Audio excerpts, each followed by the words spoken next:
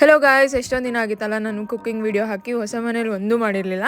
And ಎಷ್ಟೊಂದು ದಿನ ಆಗಿತ್ತು ಸರಿಯಾಗಿ ಕುಕ್ ಮಾಡ್ಕೊಂಡು ತಿಂದು.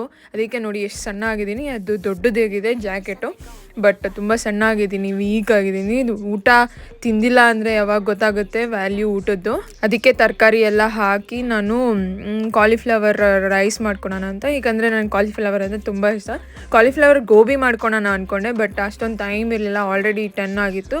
ಅದಕ್ಕೆ ರೈಸ್ ಮಾಡ್ಕೊಳೋಣ ಅಂತ ರೈಸ್ ಮಾಡಿದೆ, ಬೆಳಗ್ಗೆಗೂ ಆಗುತ್ತೆ ಅಂತ. ಜಾಸ್ತಿ ಮಸಾಲ ಹಾಕಕ್ಕೆ ಹೋಗಿಲ್ಲ, ಒಂದು ಸ್ವಲ್ಪ ಖಾರದ ಪುಡಿ, biryani masala and dhaniya powder hockey mix ಮಾಡಿದೆ.